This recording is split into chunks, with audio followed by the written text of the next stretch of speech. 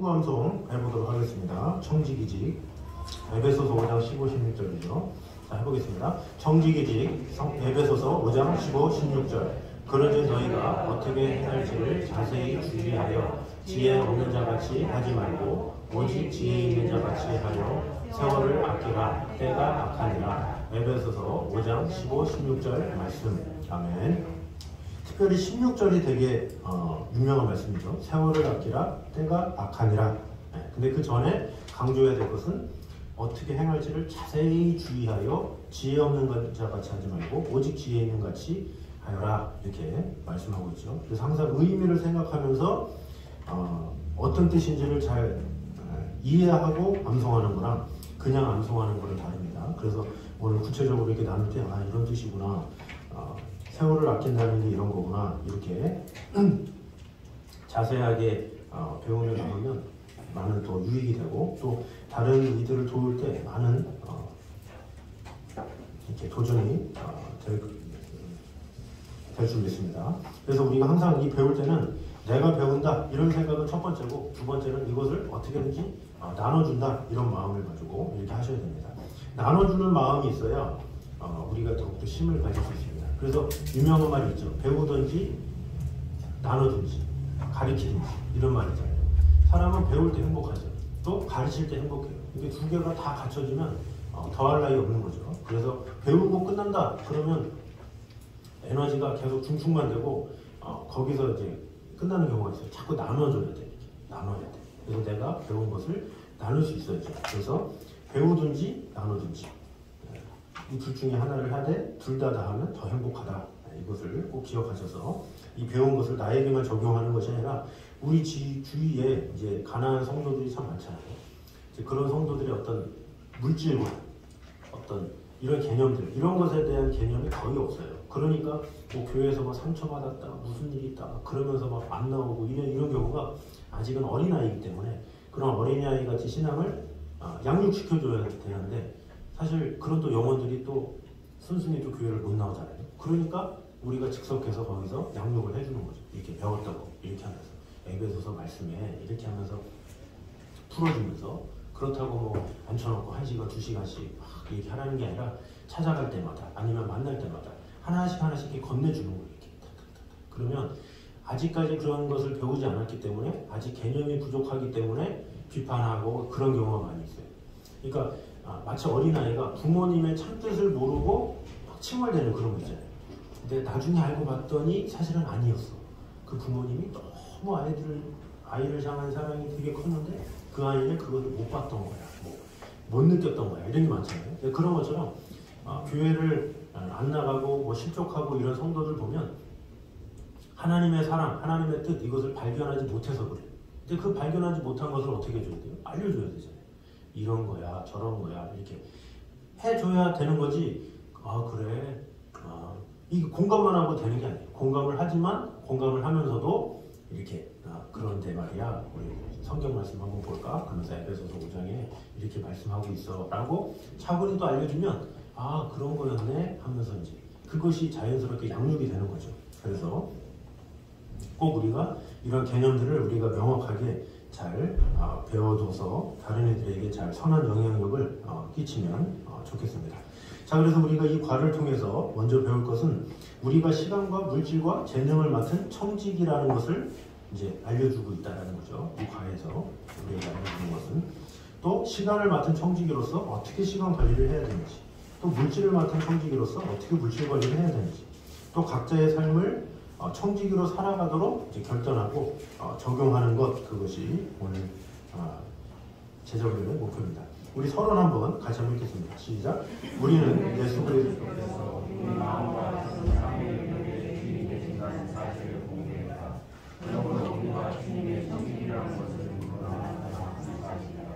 그러나 여기서 청직이라는 말은 대단히 중요한 의미를 담고 있다. 청직이란 주인의 것을 맡아서 책임있게 관리하고 나중에는 책임있게 결산을 해야 할 신분의 사람이라는 것을 지적하는 특별한 용어이기 때문이다. 제자들은 청지기직을 수행하는데 양심의 가책을 받아서는 안 될 것이다. 최선을 다해서 충성해야 한다. 마지막 결산은 너무나 엄숙해서 적당하게 넘어가지 못할 것이다. 세상을 자기 중심으로 살다가 구원만 받으면 된다는 안일한 생각을 하는 사람들을 교회 안에서 자주 만나는데, 이런 사람들은 청지기로서의 마지막 결산을 모르는 데서 크게 오해하고 있다고 할 수 있다. 모든 것이 주님의 것이다. 우리의 것이란 하나도 없다. 이 사실을 늘 명심하면 청지기로서 충성하는데 큰 장애가 없을 것이다. 자, 여기서 요약하고 있는 것은 주님의 제자들은 청지기다 라는 거죠. 그리고 청지기로서 마지막에 결산해야 한다라는 것을 모르는 그리스도인들이 많다, 이렇게 이야기를 합니다. 그리고 청지기로서의 신분을 잊지 말고 살아가야 한다, 이렇게 알려주고 있습니다. 자, 그래서 청지기인 우리에게 하나님께서 잘 관리하라고 맡기신 것 여러 가지가 있겠죠. 그 중에 시간과 재물, 크게 두 가지로 한번 보도록 하겠습니다. 자녀도 하나님께서 맡기신 거죠. 내 것이 아니라 하나님께서 맡기신 거예요. 그런데 이제 자녀까지 가면 너무 또 방대하기 때문에 오늘은 시간과 물질, 이 두 가지로 한번 보도록 하겠습니다. 우리 1번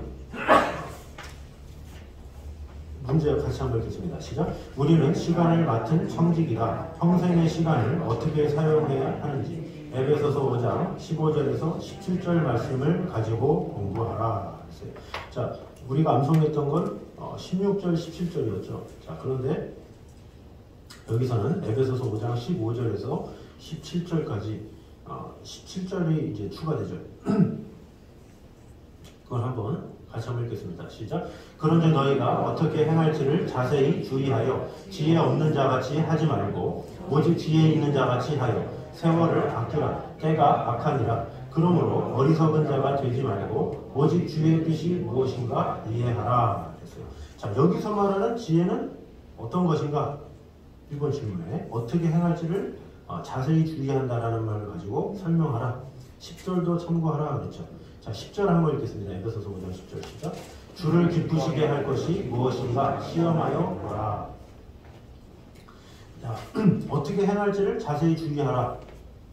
자세히 생각해 보라 라는 거죠. 그러니까 여기서 행한다, 이것은 이 행동만을 의미하는 것이 아니라 이 삶을 의미하는 것이다, 이렇게 보면 돼요.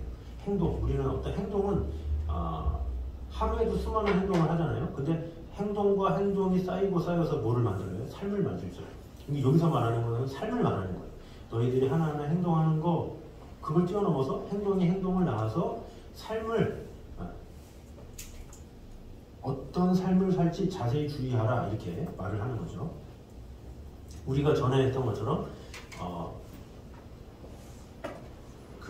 무엇을 심느냐, 이렇게 중요하다고 그랬죠. 무엇을 심느냐. 그래서 우리가 어떤 생각을 하느냐, 그거에 따라서 우리의 가치관이 달라지고 우리의 미래가 달라지고 우리의 성품이 달라진다, 이렇게 했잖아요. 그런 것처럼 행동이 행동을 낳아서 삶이 되는데 그 전체 삶을 이야기하는 거죠. 그래서 어떻게 행할까 주의하라, 이것은 어떻게 살아가야 하는가, 이렇게 주의하라는 거죠. 어떻게 살아야 가치 있는 인생이 될까 생각해 보라는 거예요. 그럼 이게 지혜 있는 자같이 하지 말고 없는 자같이 하지 말고 오직 지혜 있는 자같이 하라고 했잖아요. 그 지혜가 뭐겠습니까? 어떻게 살아야 가치 있는 인생이 되는지 깨닫는 것, 그게 지혜다라는 거죠. 어떻게 살아야 가치 있는 인생이 되는지 깨닫는 것, 그것이 지혜죠. 그래서 10절에 나와 있는 것처럼 주님을 기쁘시게 할 것이 무엇인지를 생각해보고 그렇게 살아가라, 이런 뜻이라고 볼 수가 있죠. 자, 2번 문제를 같이 한번 읽겠습니다. 시작. 세월을 아끼라는 말은 돈을 주고 기회를 사라는 뜻으로 번역할 수 있다. 이것은 우리가 어떻게 세월을 아낄 수 있는지를 가르쳐 주는데 도움이 되는 번역이다. 왜 그런가 했어요. 자, 세월을 아끼라, 이것은 돈을 주고 기회를 사라라는 뜻으로 번역할 수 있다는 거죠. 자, 세월을 아끼다라는 말은 헬라어 그대로 이제 번역을 하면 시간을 구속하라, 이런 의미예요. 시간을 구속하라. 그러니까 즉 뭐냐, 돈을 주고 시간을 사라, 이런 뜻이에요. 돈을 주고 시간을 사라. 그러니까 어떤 대가를 지불하고서라도 시간을 많이 확보해라 이런 뜻이에요. 그래서 이 세월을 아끼라 이것은 시간은 금이다 이런 격언이 있잖아요. 근데 그거보다 시간은 금보다 귀하다. 네, 이것에 더 어울려요. 그러니까 시간이 금보다 더 가치가 있다는 거죠. 그러니까 이 옛날에 격언은 그냥 시간 이꼬르 금인데 성경은 시간이 금보다 더 귀하다는 거예요.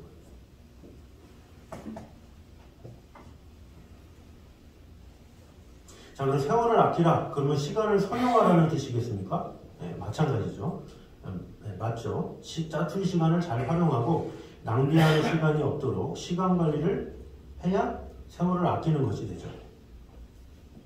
근데 그거보다 더 중요한 의미는 뭐냐면 우리가 무엇에 우리의 시간을 배정하고 살아가야 하느냐 이게 더 중요한 거죠. 그러니까 우선순위에 따라서 시간을 제대로 배분하고 살아가는 것에 대한 문제를 알려주는 거예요.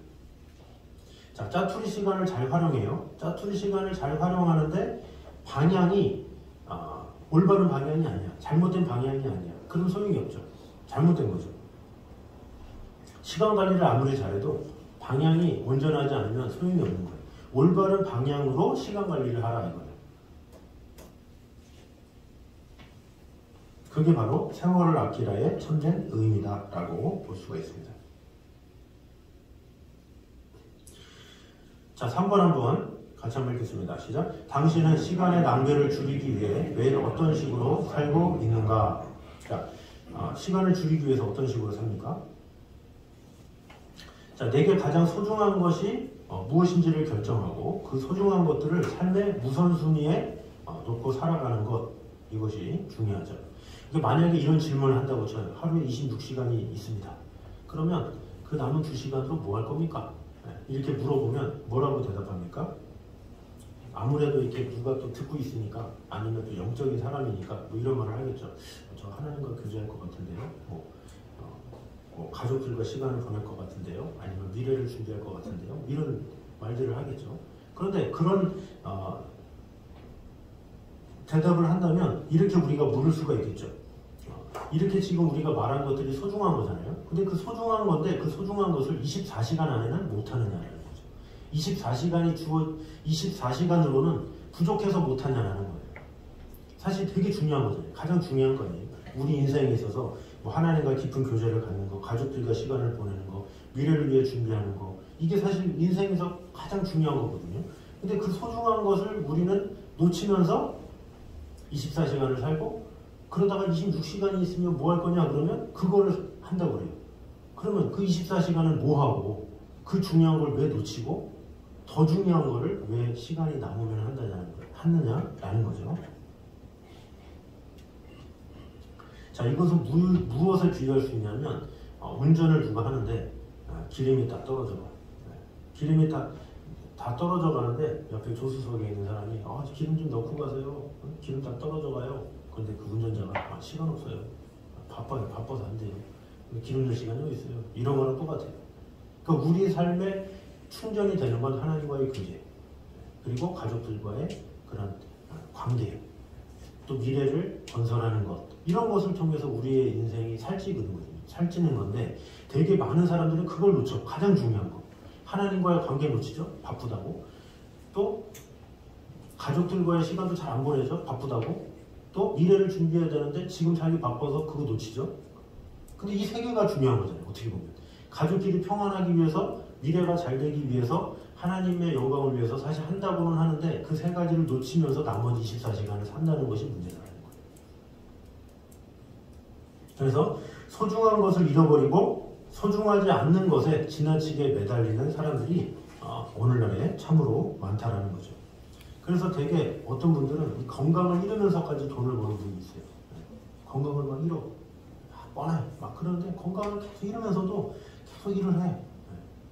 그런데 그러고 나서 병이 들고 힘들면 또 병원비로 다 나가. 누리지도 못하고. 얼마나 안타까워요. 그러니까 너무 이렇게 시간 관리나 이런 것들을 제대로 못하면 그렇게 잘못이 될 수가 있다는 거죠.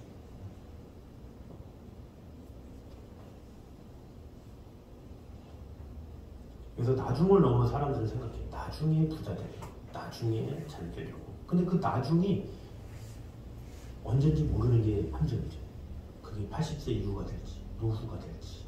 근데 그때까지는 일만 한다 이거예요. 그러면서 그 일을 위해서 가족도 포기하고, 미래도 포기하고, 하나님과의 관계도 포기하고, 다 포기하면서 살아요. 얼마나 마음이 안타까워요. 그리고서 노후가 되는데 건강을 잃었네. 그러면 아무것도 없는 게 없다라는 거죠. 그래서 분명한 개념을 가지고 이렇게 살아가야 함을 이제 보여주고 있는 거죠.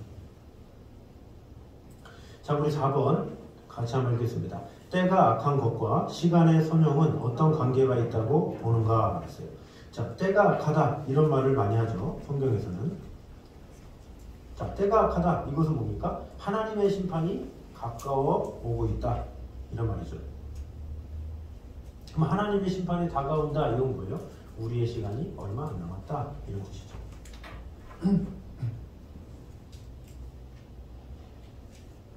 자, 그래서 고린도전서 7장에는 뭐라고 나와 있냐면 때가 단축하여진 고로 이런 말이 나와요. 때가 단축됐기 때문에 하나님의 심판이 다가오고 있기 때문에 얼마 남지 않았기 때문에 더 시간을 소중히 여겨라 이렇게 볼 수가 있는 거죠. 시간이 얼마 안 남았기 때문에. 자, 5번 한번 읽겠습니다. 시작. 시간 선형의 열쇠는 주님의 뜻을 바로 파악하는 것이다. 어떻게 해야 될까? 자, 주님의 뜻을 파악하는 것 그랬는데 로마서 12장 2절은 하나님의 선하시고 기뻐하시고 온전하신 뜻이 무엇인지 분별하도록 하라. 그게 로마서 12장 2절 말씀이에요.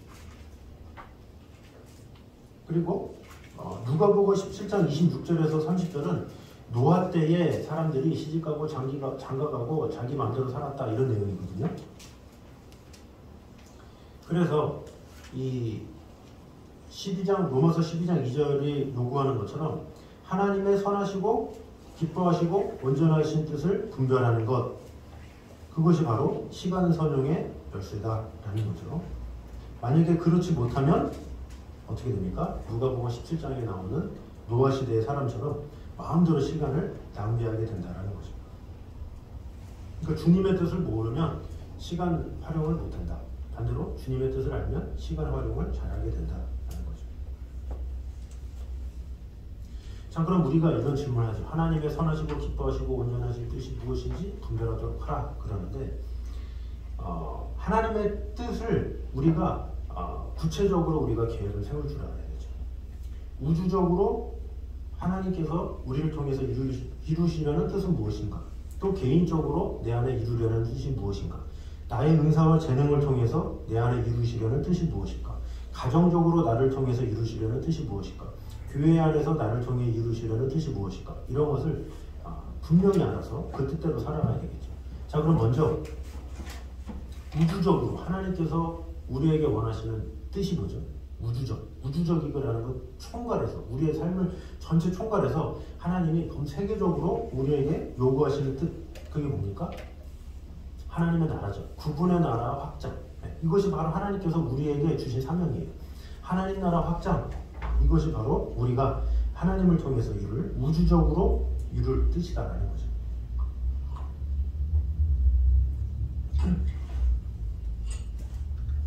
그러니까 하나님의 관심은 먼저 그의 나라와 그의 의의, 그거죠. 근데 신앙생활을 처음 하거나 잘 모르는 사람들은 하나님의 나라는 관심이 없고 내 나라에 관심이 많죠. 그러니까 그런 것을 우리가 분명히 알아야 되겠죠. 자, 두 번째로 개인적으로 내 안에 이루시려는 뜻. 하나님께서 나를 통해서 어떤 뜻을 이루기 원하십니까? 그리스도의 형상을 온전히 이루는 것이다. 이렇게 볼 수가 있죠. 예수님처럼 닮아가고 예수님처럼 살아가고 이제 그런 것을 말하는 거죠.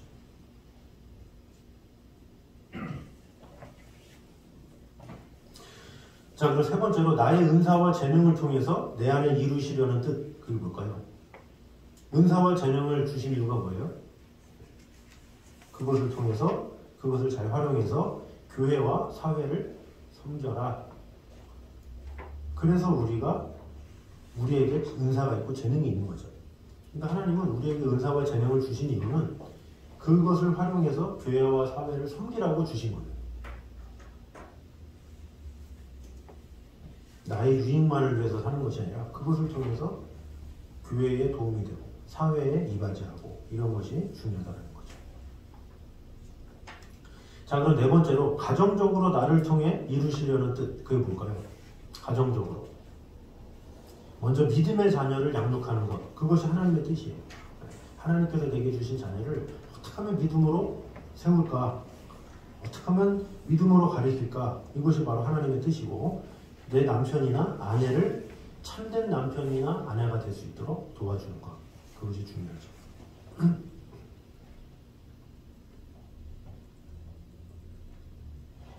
신앙이 있는 자가 신앙이 없는 자를 도와서 같이 신앙으로 이끌 수 있도록 해야 되는데, 오히려 영향을 받는다? 그러면 안 되는 거죠. 신앙이 없는 쪽에 내가 영향을 받아서 끌려가고 이러지 말고, 오히려 신앙으로서 영향력을 잘 할 수 있도록. 그럼 어떻게 돼요? 더 잘 섬기고, 더 위해주고, 이렇게 하면서 참된 남편 혹은 아내가 될 수 있도록 도와줘야 되겠죠. 그것이 바로 하나님께서 이 가정적으로 나를 통해 이루시려는 뜻이라고 볼 수가 있죠.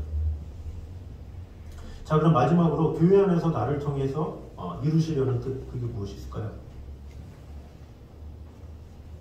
우리의 직분을 통해서 교회의 지체들을 섬기는 거겠죠. 하나님께서 우리에게 주신 직분을 가지고 어떻게 하면 하나님께서 맡기신 영혼들을 섬기느냐, 그게 참 중요한 것이라고 볼 수가 있죠. 그래서 이런 바른 목표를 가지고 그 목표 중심으로 시간 관리를 해야지, 열심히 살아야지, 최선을 다해야지, 이렇게 두루뭉실한 그런 거로는 안 된다는 거죠. 자, 6번 한번 같이 읽겠습니다. 시작. 당신이 지금이라도 주님 앞에 선다면 시간을 잘 관리한 사람으로 칭찬받을 수 있겠는가? 그랬어요. 이렇게 칭찬받을 사람 누가 있겠습니까? 항상 우리가 마음을 다하고 또 하나님과의 관계에 우선시 해야 되겠죠. 자, 앞에서는 시간에 대한 말씀이었고, 이제는 재물에 대한, 재물을 맡은 청지기로서 한번 보도록 하겠습니다. 그 예가 이제 다윗을 예로 들고 있습니다. 자, 2번 같이 한번 읽겠습니다. 시작. 우리는 재물을 맡은 청지기다. 재물을 어떻게 관리해야 하는지 역대상 29장 14절에서 17절을 가지고 답하라 그랬어요. 자, 역대상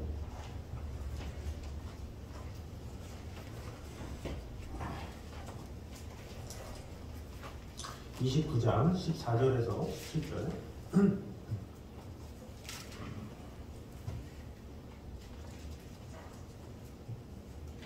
역대상 29장 14절에서 17절을 교독하도록 하겠습니다. 적겠습니다. 나와 내 백성이 무엇이기에 이처럼 즐거운 마음으로 드릴 힘이 있었나이까? 모든 것이 주께로 말미암아 싸우니 우리가 주의 손에서 받은 것으로 주께 드렸을 뿐이니이다. 우리는 우리 조상들과 같이 주님 앞에서 이함과 우리가 거듭이리라. 세상에 있는 나를 이끌자 같아서 희망이 없네.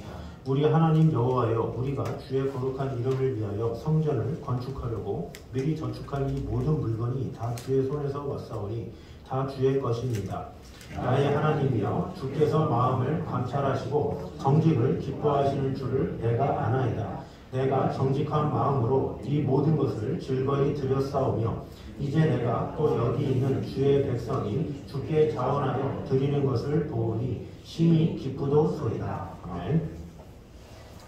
자, 재물이 전적으로 하나님의 것임을 강조하기 위해서 다윗은 두 가지 점을 이야기한다고 했죠. 14절에 뭡니까? 모든 것이 주께로 말미암았다. 또 우리가 주의 손에서 받은 것으로 이렇게 이야기를 하고 있죠. 그러니까 다윗은 모든 것이 다 주님으로부터 말미암았다 이렇게 고백하는 거죠. 그리고 자신이 하나님께 드리는 것은 모두 하나님의 손으로 받은 것이다 이렇게 고백한 거죠.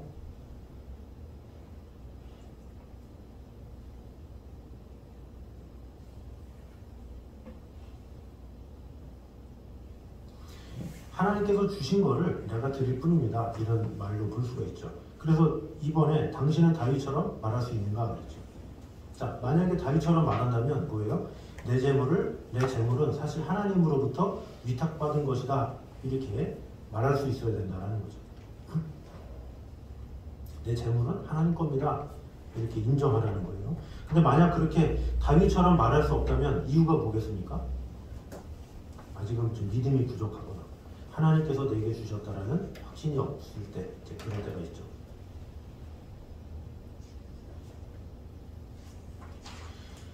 자, 3번 한번 같이 읽겠습니다. 시작. 모든 재물이 내 것이 아니고 하나님의 것이라고 하는 투철한 신앙을 가지고 살려면 인생이 무엇인가를 항상 염두에 두어야 한다. 이 점에 대해 다윗은 무엇이라고 고백하는가? 그리고 이 고백이 모든 재산은 내 것이라는 망상을 버리게 하는데 어떤 도움이 된다고 생각하는가?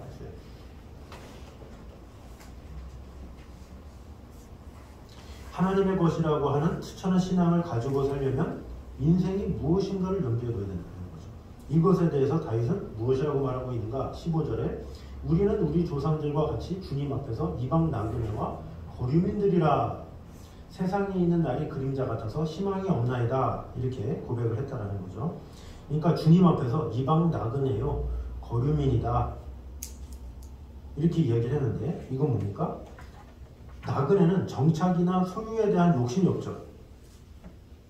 금방 떠날 거기 때문에. 나그네가 뭐 하룻밤 이렇게 묵어가는데 뭐 거기서 그것에 막 마음을 두고 야 내가 이게 오늘 하룻밤 자는데 좋은 냉장고, 좋은 가구, 좋은 친구에서 자야지 뭐 이런 생각 합니까? 네. 그냥 지나가는 건데 네. 어떻게 할 수가 없는 거죠. 그리고 나그네는 어때요? 자기가 치른 게 아니잖아요. 예를 들어서 우리가 뭐 호텔에 묵는다, 뭐 여관에 묵는다. 그러면 그래도 내가 돈을 치렀기 때문에 아 좋은 침대 없나? 뭐 여기는 좋은 음료수 없나? 이렇게 마련을 할 수 있지만 나그네는 돈을 치르지 않았어요. 주인한테 자 제가 뭐 얼마 드릴 테니까 재워주세요 이러지 않았어요. 나그네는 그냥 가는 거야. 주인한테 좀 하루만 묵어가면 안 되겠습니까? 이렇게 했고 주인은 그냥 하루 묵어준 거야. 그런데 그 나그네가 아 침대가 왜 이래요? 아 이게 음료수가 하나도 없어요. 이게 손님을 이렇게 대해요? 이렇게 말할 수 있어요? 못한다는 거죠. 근데 우리가 하나님 앞에 그런 나그네와 같은 존재다라는 거예요. 우리가 하나님 앞에 왜 이래요? 저래요? 왜 더 이렇게 없어요? 이렇게 할 수 없다라는 거죠. 우리는 나그네이기 때문에. 그래서 이 나그네는 정착이나 소유에 대한 욕심이 없는 것, 그것이 특징이다라는 거죠. 그래서 이 다윗과 같은 고백은 우리로 하여금 이 세상의 것에 집착하지 않도록 이렇게 만들어주는 것이죠. 이 세상을 살아가는 동안에도 내가 많이 벌어서 내가 뭔가 한 것 같지만 하나님께서 주셔서 한 것입니다. 이런 고백을 하는 것, 이것이 중요하다는 것이고 다윗이 바로 그런 생각 가운데, 개념 가운데 했다라는 거죠.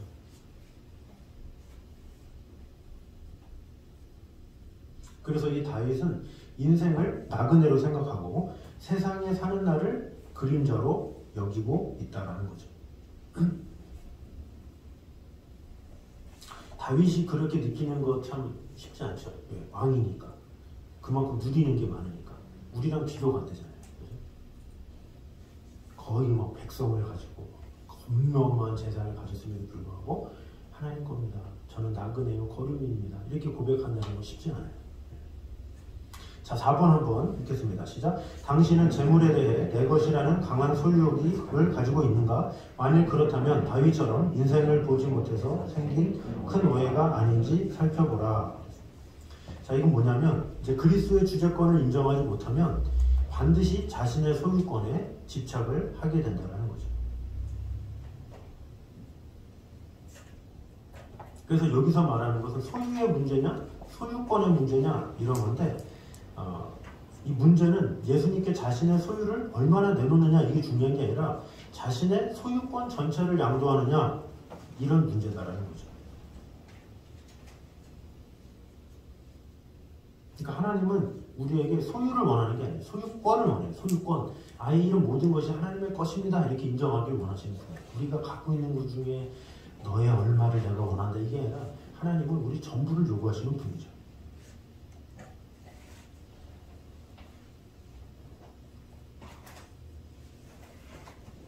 5번 한번 읽겠습니다. 시작. 하나님의 주인 되심과 자신의 청지기 됨을 시인하는 사람은 재물을 하나님께 드릴 때마다 두 가지 마음 자세로 드릴 수 있다. 그것은 무엇인가? 자, 두 가지 마음이라고 했어요. 자, 17절에 나의 하나님이여 주께서 마음을 감찰하시고 정직을 기뻐하시는 줄을 내가 아나이다. 내가 정직한 마음으로 이 모든 것을 즐거이 드렸사오니 이제 내가 또 여기 있는 주의 백성이 주께 자원하여 드리는 것을 보니 심히 기쁘도소이다 그랬죠. 자, 우선 뭡니까? 정직한 마음과 즐거운 마음. 이것을 말하는 거죠. 정직한 마음, 즐거운 마음. 그래서 이것이 바로 이 제물을 하나님께 드리는 자의 기본적인 마음 자세다 이렇게 볼 수가 있죠. 하나님의 것이기 때문에 정직하게 드리고 즐거운 마음으로 드리고 이렇게 된다는 거죠. 자, 6번 한번 읽겠습니다. 시작. 헌금을 할 때, 특히 11조나 건축 헌금을 드리려고 할 때 위에 두 가지 자세가 바로 되어 있지 못해 자주 시험에 빠지는 일은 없는지 말해보라. 자, 시험에 빠지는 경우가 많이 있어요. 이 헌금 문제 때문에 되게 어떤 교회에서든 어디서든 설교에 대해서 설교를 헌금에 대한 얘기하면 내라고 하지 이런 식으로 그런 경우가 있어요. 근데 그것 때문에 또 그런 마음을 가지면서 막 시험에 빠지고 막 그런 경우가 있죠.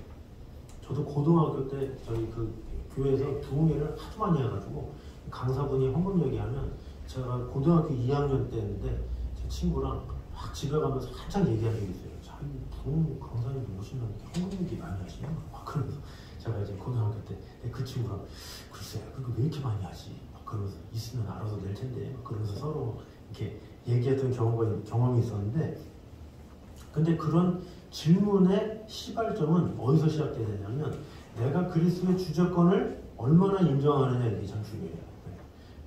물론 잘못되게 막 강조하는 분이 있어요. 그러면 안 되겠죠. 그런데 별로 강조하지 않음에도 불구하고 무슨 물질이나 돈 얘기하면 되게 민감한 사람이 있어요. 상당히. 그러니까 사실 내는 거는 자신이 어떤 하나님 앞에 받은 은혜로 내는 거기 때문에 그걸 가지고 누가 말할 사람이 없잖아요. 근데 스스로가 막 그걸 가지고 막 스트레스를 받고 시험을 받고 막 그런다? 그거는 아직은 그리스도의 주재권을 잘 인정하지 못할 때예요. 뭐 제가 당연히 고등학교 2학년이니까 그런 거에 대한 개념이 없으니까 저도 그런 질문을 했겠죠. 그러나 지금 그렇게 들으면 뭐 그렇게 말씀할 수 있겠다 이렇게 생각하지. 뭐 그걸 가지고 민감하게 생각은 안 하죠. 그러니까 가장 핵심이 뭐냐? 내가 그리스도의 주재권 안에 얼마나 있는가 이것이 중요하죠. 주재권이 인정되지 못하면 청지기 직이 수행이 되질 않아요. 내가 주님께서 나에게 물질을 맡기셨다라는 확실한 믿음이 있으니까 우리가 기쁨으로 예물을 드리는 거지. 그런 거 없이 한다? 네. 그러면 자기도 힘들고 주님도 그걸 받지 않으세요. 근데 그게 문제인 거죠. 그러니까 믿음이 되지도 않았는데 뭔가 이렇게 물질이 이렇게 한다? 이게 쉽지가 않아요. 그러니까 항상 무엇이 먼저냐? 은혜가 먼저. 은혜가 먼저. 헌신은 나중이에요. 은혜가 먼저고 은혜가 임하면 헌신은 돼요. 근데 되게 잘못 교육을 하면 헌신을 먼저 시켜. 은혜를 못 받았는데. 쉽게 말해서 어떤 청년이 왔어. 술, 담배를 해. 그러면 어떻게 해야 돼요? 왔으니까 헌신합시다. 헌신합시다. 뭐 이러면서 얘기합니까? 아니잖아요. 은혜를 받도록 도와주면 굳이 술, 담배 얘기 안 해도 은혜를 받으면 알아서 끊죠. 알아서 끊고 알아서 헌신해요. 그러니까 그 청년에게 가장 먼저 해야 될 것은 은혜를 받게 하는 거예요. 그게 우선이에요. 뭐 해라 마라 이럴 필요가 없어요. 그냥 은혜만 받게 하면 알아서 되는 거죠. 우리의 헌신도 마찬가지죠. 우리가 은혜를 받으면 알아서 하나님 앞에 드리는 거지 그 드림을 계속 얘기할 필요가 없는 거예요. 그래서 항상 우리가 하나님 앞에 내가 은혜의 사람인지 아닌지 이것을 점검하고 돌아보게 하고 이것이 최우선이지. 그러면 내가 알아서 기쁨대로 자원하는 마음대로 하나님 앞에 드리고 그것을 내가 하는 거지. 뭔가 내가 드린 것에 대해서 생색낸다? 그것도 잘못된 거죠. 신앙인은 생색내지 않아요. 내가 드린 것에 대해서 감사하고 은혜를 이렇게 기쁨으로 여기고 그러죠. 그러기 위해서 은혜가 필요한 거예요. 그것도. 그리고 그 은혜는 항상 임해야 돼. 우리가 항상 사실 뭐 예물이나 이런 것을 때 항상 기쁠 수는 없죠. 사람이기 때문에. 그런데 은혜는 또 항상 우리가 받지 못하잖아요. 언제나 은혜가 충만하고 언제나 은혜가 고갈되고 은혜가 충만할 때는 내가 무엇을 드려도 아깝지 않아. 근데 은혜가 고갈되면 아까워. 이렇다는 거죠. 우리가 자녀를 사랑할 때도 그렇잖아요. 자녀가 말을 되게 잘 듣고 되게 내가 하는데 뭔가 좀 이렇게 마음이 있으면 그것을 어떻게 보면 세상적인 은혜라고 볼 수가 있죠. 그런 게 있으면 어떻게 돼요? 아깝지 않죠. 자녀한테 막 뭐를 준다고 해도 내 눈을 빼서 준다고 해도 안 하겠죠. 근데 말을 안 듣는다 해봐 쳐봐요. 속 터지고 막 그러면 어떻게 돼요? 막 하면서도 이런 게 맞나 싶잖아요. 그런 게 그런 거예요. 뭐든지 은혜가 우선이 돼야 대가가 지불되는 것이 합당하지, 은혜가 없이는 어떤 안 된다라는 거죠. 저 우리가 하나님 앞에 드리는 것도 마찬가지예요. 내가 은혜가 충만하면 아까운 게 뭐가 있어요? 다 드리는 거지. 하나님 것도 다. 근데 은혜가 고갈되면 새기 시작하는 거예요. 없는데 어떡하지? 그러면서 하나님 앞에 머리를 굴리는 그런 모습이 있을 수 있다는 거죠. 그래서 시험에 빠지게 되는 경우는 되게 은혜가 없을 때 시험에 빠지죠. 그렇지 않습니까? 은혜 충만한 성도가 시험에 빠지니까 할렐루야 막 찬양하고 싶고 막 예배를 좋아하고 막 그런데 시험이 듭니까? 아니잖아요. 예배를 안 나오기 시작하니까 계속 안 나오기 시작하고 말씀을 안 듣기 시작하니까 계속 멀어지고 그러다 보니까 은혜가 떨어지고 그러다 보니까 갑자기 이제 헌금 내는 것도 힘들고 내가 봉사하고 시간 내는 것도 힘들고 막 아깝고 이런 생각이 드는 거죠. 그러니까 항상 첫째는 은혜다. 은혜 이후에 헌신이 이루어져야 된다. 이것을 우리가 분명히 알아야 되죠. 이런 개념을 우리가 분명히 알아야 돼요. 그래서 우리가 누구를 양육할 때나 이럴 때도 누가 헌금 가지고 뭐 시험에 들었다 그러면 그 얘기는 할 필요 없는 거예요. 너 그런 거 걱정하기 전에 네가 은혜를 받아야 된다. 그래서 은혜를 강조하면 은혜가 되면 알아서 헌신해요. 그때 은혜를 안 주고 헌신하라 헌신하라 말이 됩니까? 은혜가 항상 우선적으로 돼야 된다 라는 겁니다. 그래서 은혜가 임하면 알아서 헌신하고 마음을 다한다. 삭개오가 은혜를 받으니까 어때요? 4배나 갚겠나이다 막 얘기하잖아요. 삭개오가 은혜를 다 받으면 헌신이 저절로 되는 거예요. 그래서 우리를 돌아볼 필요가 있죠. 내가 뭔가 하나님 앞에 드림에 아까움이 있나? 그러면 돌아보는 거. 내가 은혜 받는 건가? 은혜를 잊진 않았는지 이렇게 한번 돌아볼 필요가 있다는 거죠. 자, 7번 한번 읽겠습니다. 시작. 당신이 다윗처럼 재물을 하나님께 드린 사례를 몇 가지 적어보라. 특히 11조는 바로 드리는지 그리고 감사헌금, 주일헌금은 어떤 원칙에서 드리고 있는지 알아라 그랬어요. 자, 여기서 말하는 11조, 감사헌금, 주일헌금 이런 것은 하나님의 소유권을 인정하는 가장 기본적인 행위라고 볼 수가 있죠. 그래서 한번 돌아보라는 거죠. 올바른 원칙 가지고 이렇게 해야 되는 거죠. 자, 이제 재물을 사랑하는 결과가 나옵니다. 우리 3번 같이 한번 읽겠습니다. 시작. 모든 재물은 하나님의 것이며 우리는 잠깐 관리하는 청지기에 지나지 않는다는 신앙이 없으면 비록 예수를 믿는다 할지라도 매우 위험한 지경에 빠지기 쉽다. 디모데전서 6장 9절에서 10절을 보라 했어요. 자, 디모데전서 6장 9절에서 10절. 디모데전서 6장 9절과 10절 같이 한번 보겠습니다. 시작. 구하려 하는 자들은 시험과 올무와 여러 가지 어리석고 해로운 욕심에 떨어지나니 곧 사람으로 파멸과 멸망에 빠지게 하는 것이라. 돈을 사랑하니 밀만하게 뿌리가 되나니 이것을 탐내는 자들은 미혹을 받아 믿음에서 떠나 많은 근심으로써 찔렀도다 했어요. 자, 모든 악의 뿌리, 이게 뭡니까? 돈을 사랑하는 거죠. 마태복음 6장 24절에는 이렇게 말씀합니다.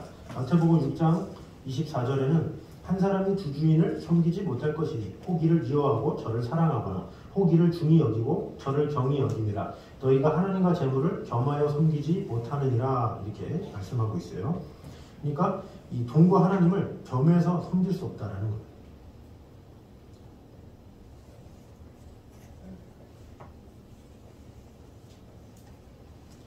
자, 예수를 믿는 사람이 돈의 마음을 뺏기면 어떤 손해를 보는가? 10절에 돈을 사랑함이 일만하게 뿌리가 되나니 이것을 탐내는 자들은 미혹을 받아 믿음에서 떠나 많은 근심으로써 자기를 찔러도다 했어요. 그러니까 돈의 마음을 뺏기고 돈을 사모하게 되면 미혹을 받게 된다는 거죠. 그리고 둘째로 믿음에서 떠나게 된다. 그리고 셋째로 많은 근심, 염려를 하게 된다라는 거죠. 그래서 구절의 결과가 시험과 올무어 여러 가지 어리석고 해로운 욕심에 떨어지다니 그 사람으로 파멸과 멸망에 빠지게 된다. 이렇게 말을 하고 있는 거죠. 자, 그래서 3번에서 당신은 돈을 사랑하다가 믿음에 떨어지고 염려에 시달려 본 경험이 없는가? 믿음이 떨어지고 염려에 시달리면서 내가 돈을 너무 사랑하는구나 이렇게 깨닫는 경우가 우리가 많죠.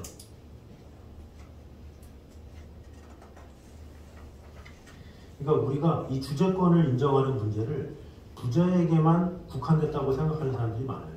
왜냐? 부자는 가진 게 많아서. 근데 그렇지가 않아요. 부자나 가난한 자나 모두 하나님의 주제권을 인정해야 되는 거예요. 부자는 어떻습니까? 자기 것이 너무 많다고 생각해서 주제권을 인정하지 않는 경우가 많아요. 너무 많아서 내가 인정해? 이 많은 걸 어떡하지? 막 그러면서 내 건데 내가 벌었는데 이런 게 있죠. 또 가난한 자는 어떻습니까? 자기 것이 너무 적기 때문에 주제권을 인정하지 않는 경우가 많아요. 이렇게 없는데 이거 드릴 것도 없는데 어떻게 내 거 있는 거 인정합니까? 이렇게 하는 경우. 그러니까 부자나 가난한 자는 똑같아요. 그러니까 둘 다 하나님 앞에서 깨어져야 할 부분이 있다는 거죠.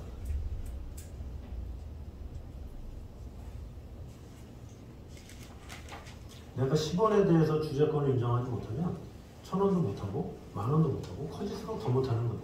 그러니까 작을 때 인정할 수 있어요. 클 때 인정할 수 있는 거죠.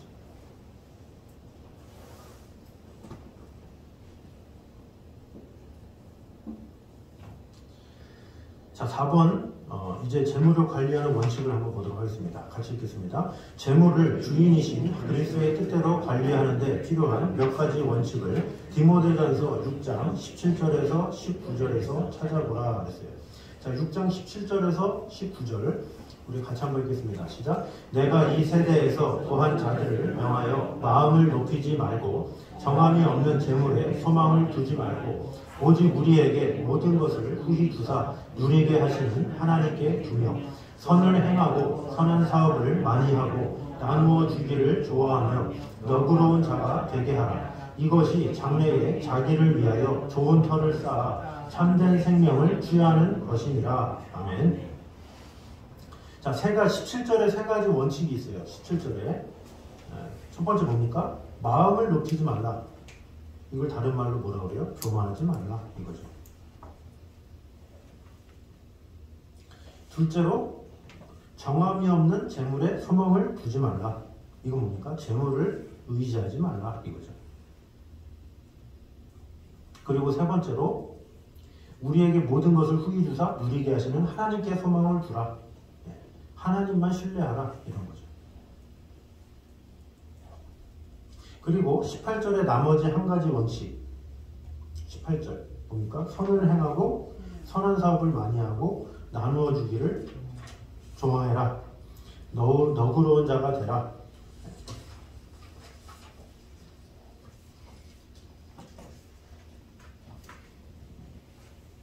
그리스도의 뜻대로 관리하는 거에 있어서 중요한 것은 선한 사업을 많이 하라는 거예요. 나누어 주기를 좋아하고 너그러운 자가 되게 하라. 이렇게 하라는 거죠.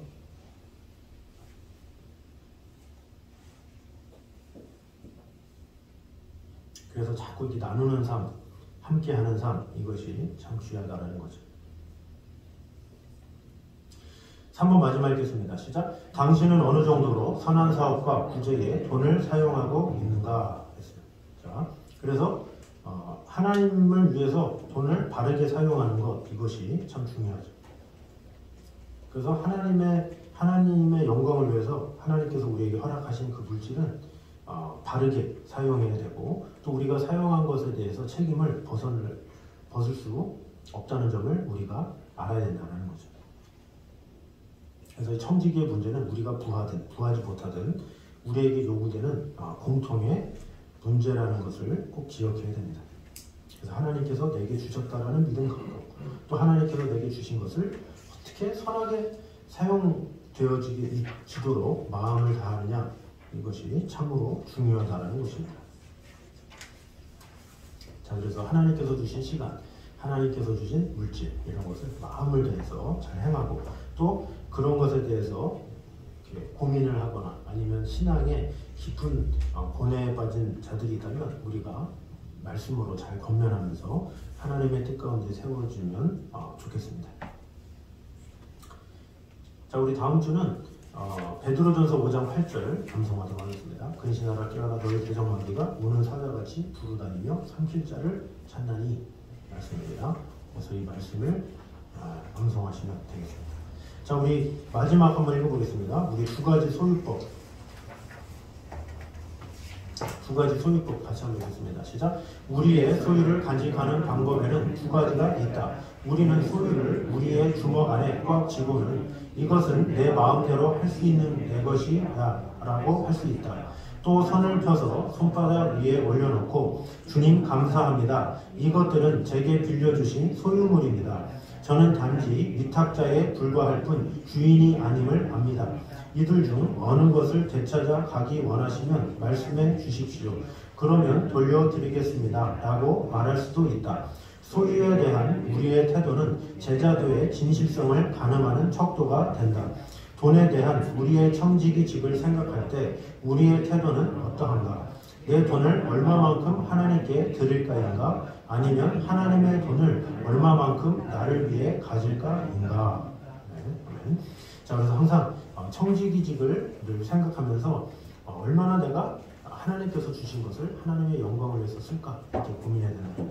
우리의 시간이든 물질이든 모든 것을 우리가 그런 마음가짐으로 하면 좋겠습니다.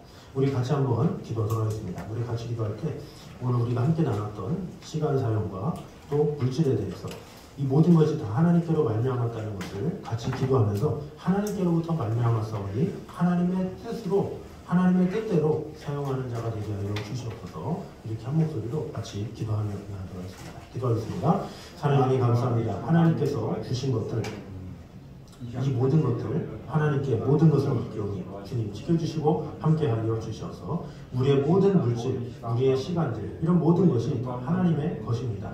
그 하나님의 것임을 우리가 인지하며 하나님의 사랑 안에 온전히 거할 수 있도록 주님 지켜주시고 함께하여 주시옵소서. 하나님의 나라와 하나님의 뜻이 가득 임하게 하여 주셔서 더욱더 하나님께로부터 말미암는 그 풍성한 은혜와 사랑 안에 온전히 거할 수 있도록 주님 함께하여 주시옵소서.